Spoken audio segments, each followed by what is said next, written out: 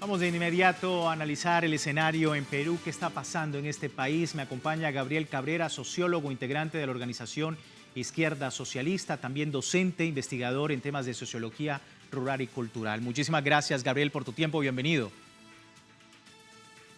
Muchas gracias por la invitación a todos los amigos de Telesur. Sí, bueno, Gabriel, primera muerte en manifestaciones pacíficas de Perú, iniciando un nuevo gobierno designado en el Congreso. Algunos dicen que la historia se repite en medio de la tensión social y la crisis que está viviendo el país. Tu comentario. Sí, bueno, en primer lugar es necesario entender el contexto en el que se producen estos acontecimientos. En el Perú vivimos hace ya casi 3 años un gobierno dictatorial, un gobierno de facto usurpador por un golpe de Estado de nuevo tipo que se emprendió contra el presidente constitucional Pedro Castillo Terrones el 7 de diciembre de 2022, ¿no? Con un proceso irregular, una vacancia irregular, ilegal, que encaramó al poder a Dina Boluarte, que había estado digamos, en la plana de Pedro Castillo, pero que se había apartado él claramente meses antes del golpe de Estado, coludida con las derechas, los poderes fácticos y los que habían perdido las elecciones en el 2021. Este régimen de Dina Boluarte, luego de además de un levantamiento popular entre fines de 2022 y inicio de 2023, que trajo como saldo más de 70 fallecidos asesinados por las fuerzas del orden, entra pues en una crisis cada vez mayor de legitimidad que desemboca pues en una vacancia contra la misma Dina Boluarte hace una semana. Pero esta vacancia la operó el mismo Congreso de la República, que es el poder que la había puesto, ¿no es cierto?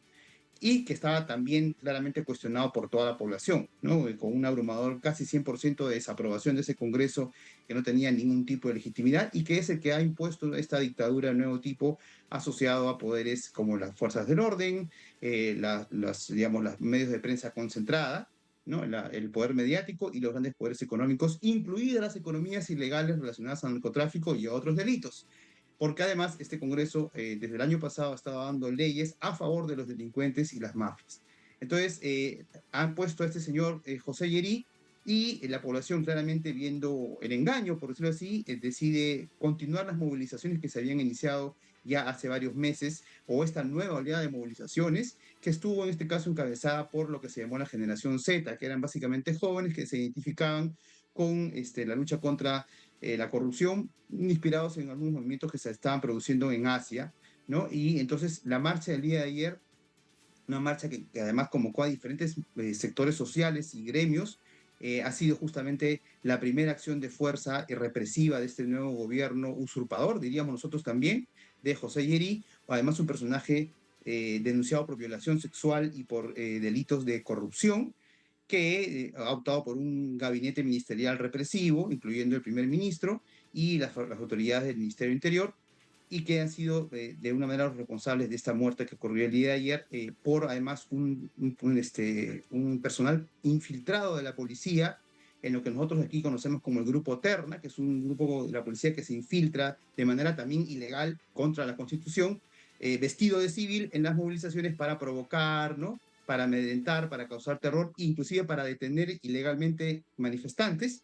Y el día de ayer uno de estos personajes ha disparado contra, lamentablemente, también este participante en las movilizaciones, que además es un artista popular, que es Mauricio Ruiz, ¿no? Ese es un poco el contexto en que se ha ocurrido este asesinato, en este contexto de crisis permanente que vive el sistema político en el Perú, con estos gobiernos ilegítimos, que además representan un modelo económico que es el modelo neoliberal. Gabriel, también para entender todo este escenario, tú hablabas del poder mediático que está, por supuesto, a la orden, ¿no?, de estos poderes dentro de la política peruana y que han comentado en reiteradas oportunidades o se multiplica lo que dicen de que es la izquierda la que ha venido precisamente durante estas manifestaciones, pues también infiltrándose para generar el caos. ¿Qué decir de esos comentarios?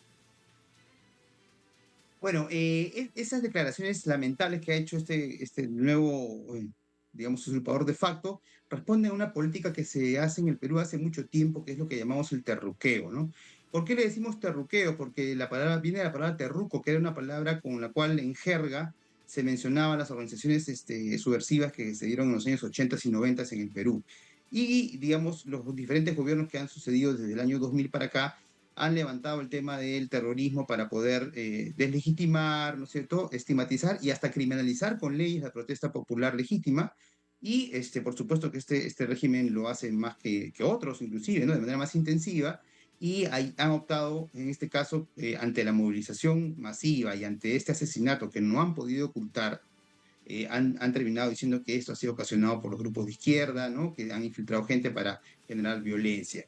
La misma policía ha tenido que reconocer el asesinato cuando horas antes lo habían negado flagrantemente para cubrir a este efectivo que hizo el disparo. Y entonces ante eso están los sectores políticos más, digamos, ligados a la ultraderecha, tienen este discurso echándole la culpa a la izquierda, que es la que asusa la violencia, ¿no? Pero sin embargo de esta manera tapan, justifican el uso desproporcionado de la fuerza que hace la policía permanentemente, ¿no? Ese es un poco, o sea, tiene un antecedente ese tipo de calificaciones que se le dan a la protesta popular en el Perú, para sostener un régimen ilegítimo, ¿no? ¿Debe renunciar José Gerí? Claro, por supuesto. A ver, en primer lugar, con lo que tú decías sobre la delincuencia, es importante hacer una aclaración.